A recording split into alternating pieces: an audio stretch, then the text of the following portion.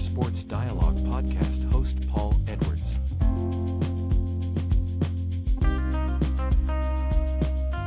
Hello, everyone. Welcome to another episode of Sports Dialogue Podcast. My name is Paul Edwards, and I'm your host. And I'm here today to discuss the NBA playoffs, Western Conference Finals, Game 6, and give my brief perspective on Game 7. Before I discuss Game 6, I'd like to, as always, play back for you a little bit of what I said my keys were for both teams in Game 6, OKC and the Spurs. And I'm going to play you highlights of Game 6, and then I'll be back to discuss what happened in Game 6. For Game 6, what are my thoughts? Obviously, start with OKC. They haven't showed any fatigue as yet, but, that can happen quick for both teams because now they're into Game 6. And, okay. So we don't know when the fatigue is going to really take hold or if it will. As I said, I did see a little bit of it at San Antonio. But in terms of Game 6, I think that OKC needs to shoot just like they've been shooting, absent Game 4, where they shot 33% overall and 18.2. If they shoot up around 47.8 and 44.3 for the three-point line, and 48% or so to 50% overall, they have a good and don't show fatigue. Even with the injured players, they have a good shot at winning in San Antonio. What San Antonio needs to do is, in my opinion, establish Wimby. He needs to get back to his Game 1 form. Wimby has to score, I would say, 30 plus, definitely 30 plus, 30 to 40. And San Antonio needs definitely 30 plus, if not 40 plus. And San Antonio needs to get at least 5 other players in double figures with them. The Spurs, they need to fight through any fatigue level, shoot a little bit better than they have, around that 40%. They have to shoot a little bit better than that, I think, to make it easy for themselves. If they could shoot 45% overall and 35% from 3, I think they're in good shape. If they do that and Wimby gets 30 plus, and the fans in in San Antonio are going to be loud, and it's going to be electric, and that usually gets the players to another level. That's the Spurs' path to win. I am going to pick the Spurs because they're home. And I think that Wimby will score 30 plus, and they'll get 5 other players in double figures. We'll see a Game 7. And I am going to pick the Spurs because they're home.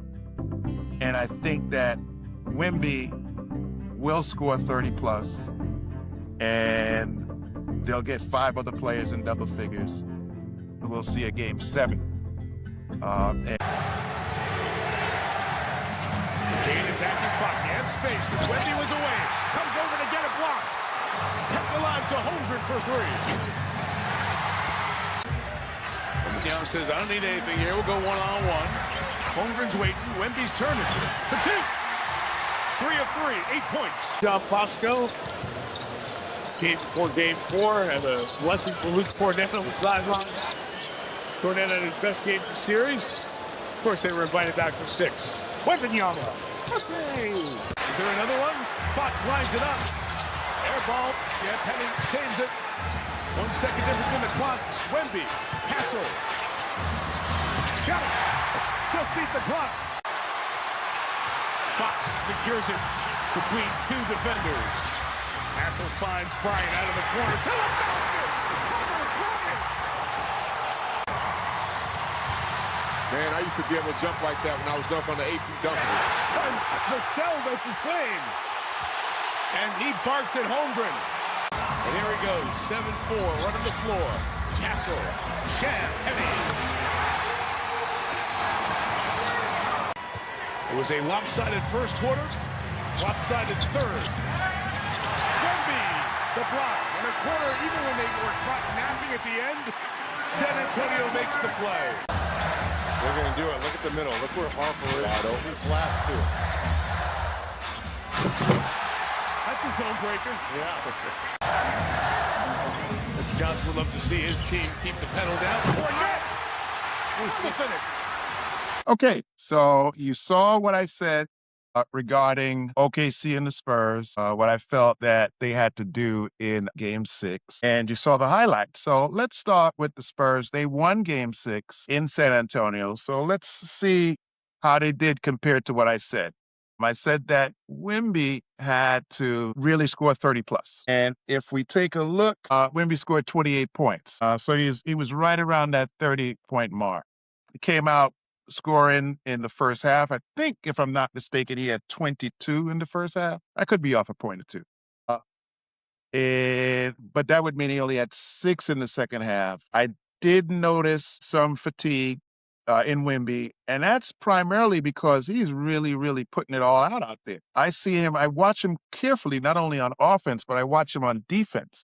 He's not only blocking shots, rebounding, and rim protected, he's actually guarding on the perimeter. When the ball gets reversed and he has to rotate, he's rotating out on OKC players shooting 3-point shots, and he's getting out there, challenging. He may not block it, but he's challenging it, trying to make it difficult. So I see that that's got to be weary on any player. And I do see that he is wearing down at points in the game. And I think that San Antonio's coach is doing a good job in getting him out of the game to give him some rest. And, they did pretty well in giving him rest, but you could see the drop off in scoring in the second half. So we do have to be careful with Wimby, because, he's really going all out, and that could really create a fatigue problem for him. So that means his backup has got to deliver, and he has. There's no question about that. Luke Cornett, if I'm not mistaken, he doesn't necessarily have to score, but, a lob here, a lob there, dunk there, but defend and rebound while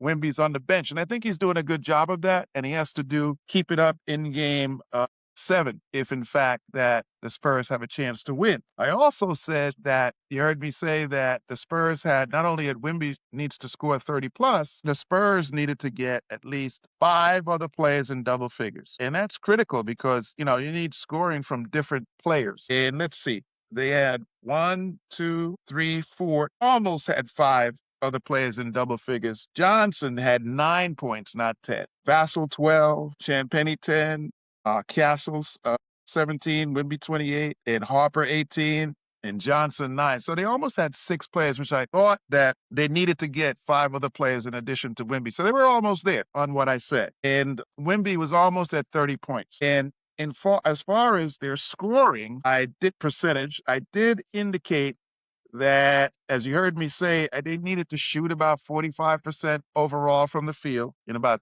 35% from the 3-point line. And by the way, both teams got up almost an equal amount of 3-point shots. I think OKC had 41 and the Spurs had 40. So they're shooting, they're letting it fly from 3. And I felt that the Spurs needed to shoot 35% from 3-point land and 45% overall. And they shot 46%.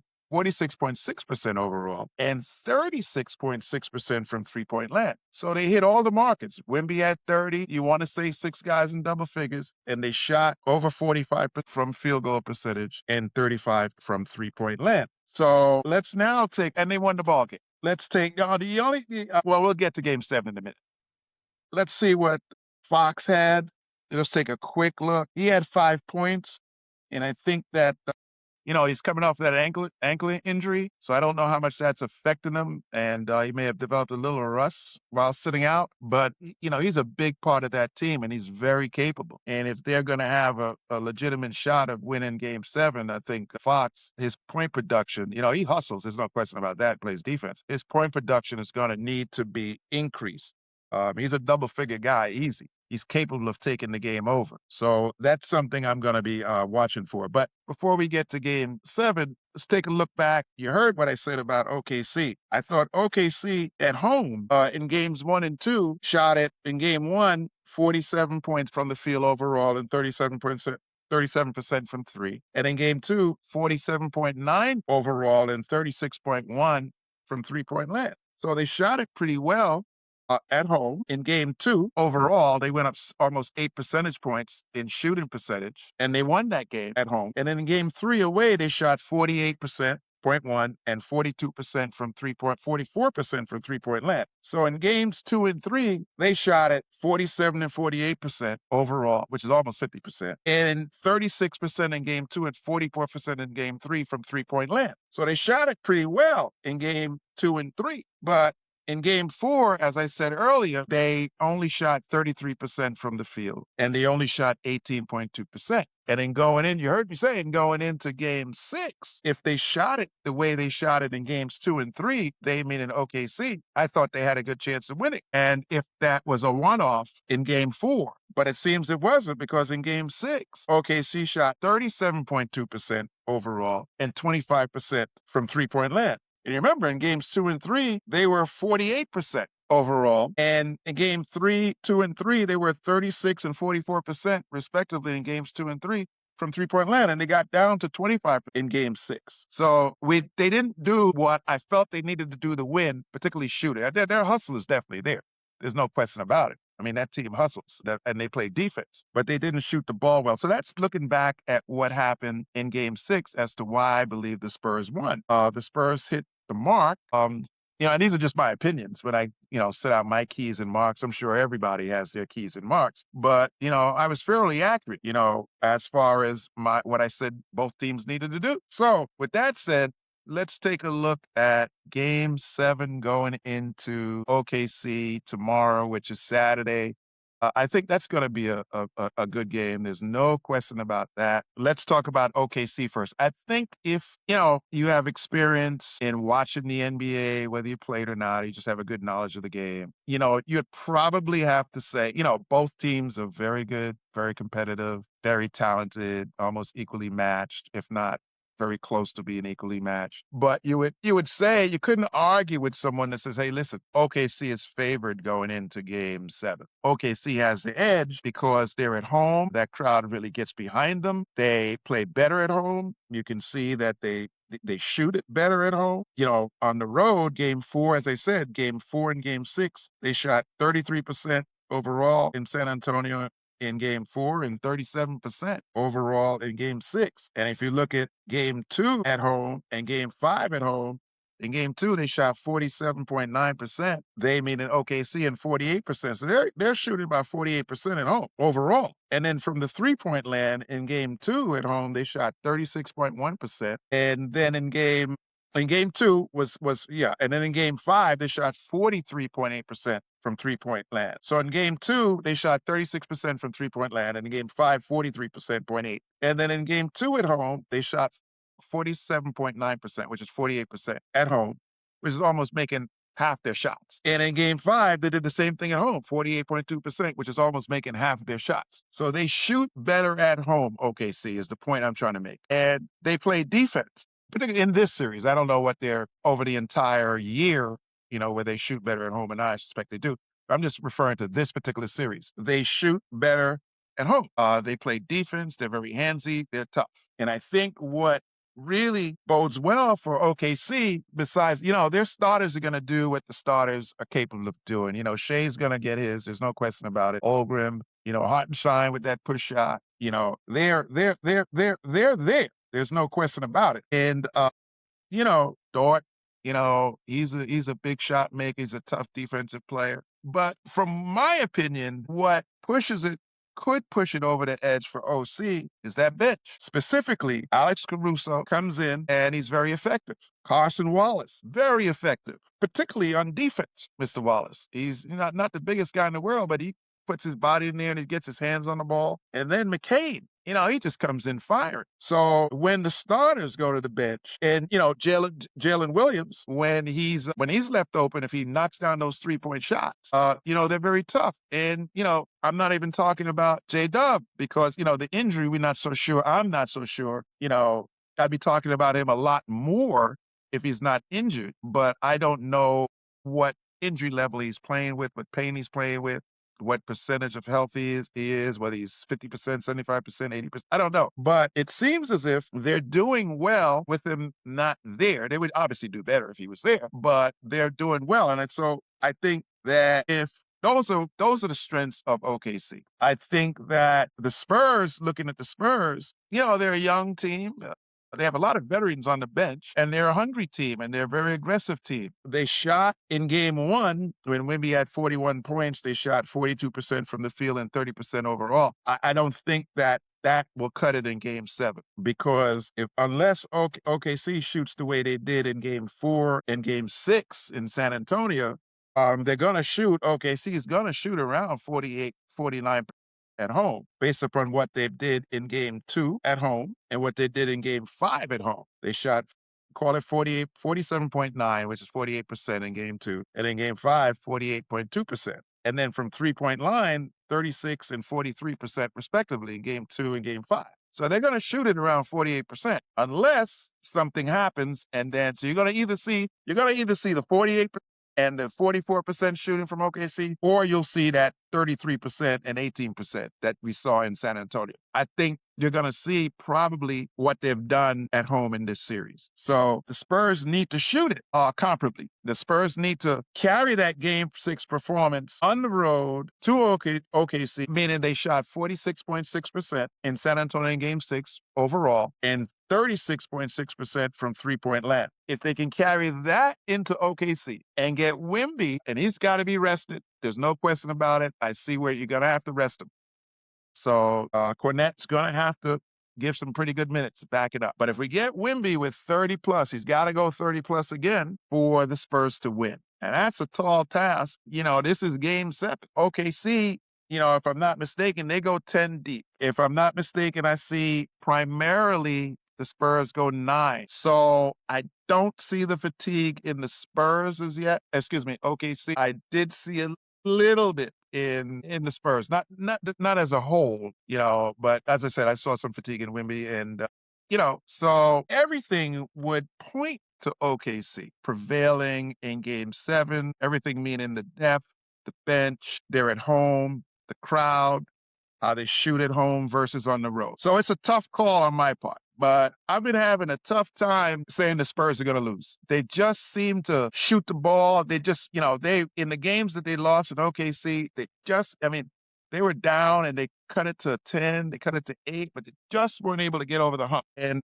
but they challenged in those games. And even when they weren't shooting well, they were still challenging. So I think that if the Spurs can shoot 45% from the field, if they can shoot at least 35% from three-point line, Wimby gets 30-plus points. And again, De'Aaron Fox has to score in game 7. He's got to be, I think it needs to be a 20-plus game for him in game 7. I mean, he's very capable of it. And 5 other players, totally, other than Wimby, in double figures. I think you see the Spurs moving on. So I am predicting an upset in game 7. The San Antonio Spurs will beat a very, very, very deep, well-coached, talented Oklahoma City Thunder team and organization. Those are my thoughts. As always, please remember to exercise, get your exercise in. It's good for your mind and your body. I know we're always busy and there's just so much to do. And, it's very easy to say, well, I'll get it done tomorrow. And then tomorrow I'll get it done the next day. But, just try to make it a priority. Prayer is my top priority, faith, and I try to get exercise second. And after that, then everything else falls in line, after that. So I'm just encouraging everyone. I mean, I could be silent about it, but I'm just trying to encourage everyone to exercise and stay in good health. So looking forward to the ball game tomorrow, and then I'll be back in another episode to preview the NBA Finals. Thank you. God bless you.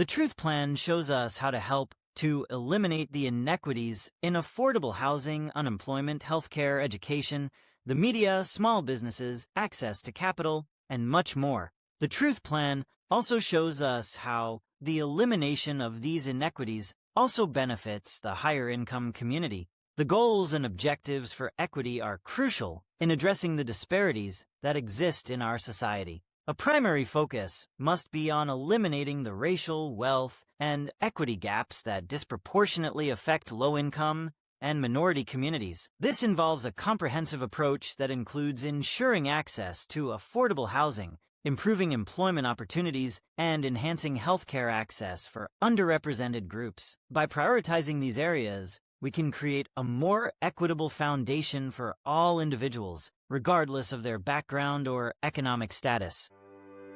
The Truth Plan is a self-help plan to eliminate the racial, wealth, and equity gap that exists between the low-income, the middle-income, the Black and brown communities, and the higher-income communities.